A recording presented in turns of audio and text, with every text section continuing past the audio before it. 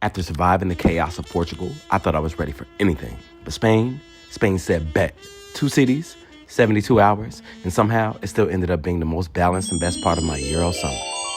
Now, originally, I had my eyes set on Mallorca, but with the little time I had, it just didn't make sense. So I pivoted. Seville first, and then Madrid. After I touched down, I checked right into my hotel, Only You, which was modern, spacious, and right by the train station. To celebrate successfully making it onto leg 2 of my trip without any hiccups, I popped over to a bar for a couple drinks before calling it a night. Now that next morning, it was game on. I started my day off by exploring the hotel, and let me just tell y'all, it was beautiful. There was an award for picking the best hotels, y'all. I would win it hands down. Now after getting my liquid vitamins at the bar, it was time to hit the streets. First stop, the Royal Alcázar Palace. And listen, the walk there might have only been 16 minutes, but in that Seville heat, it felt like an eternity. Still, the payoff was insane.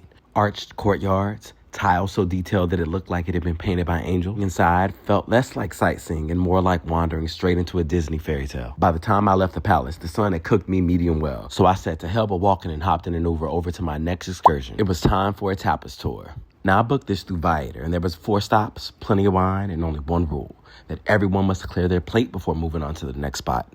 Each spot had its own vibe, from tiny holes in a wall to buzzing taverns. And by the end, I felt like I had eaten halfway through Seville. I went back to my room to take a nap and ended up waking up the next morning. Now, before checking out, I made my way down to the breakfast buffet. Then it was off to part 2 of my Spanish adventure, Madrid. 3 hours by train. Easy, comfortable, and before I knew it, I was checking into Voco Madrid. That night, I went straight into Flamenco.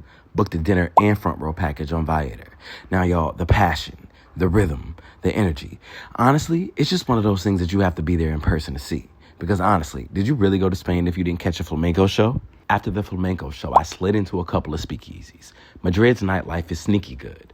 The kind of spots that keep you out way later than planned. The next morning was my last day in Madrid, so I decided to ditch my itinerary and just explore by foot. That's how I stumbled into this Brazilian steakhouse that had me so full, y'all, I was ready to pop. And mind y'all, this was just a lunch menu. Now, the theme for the day, y'all, was self-care, so I ended my day off with a massage. Spain might have been short, but it packed everything I needed.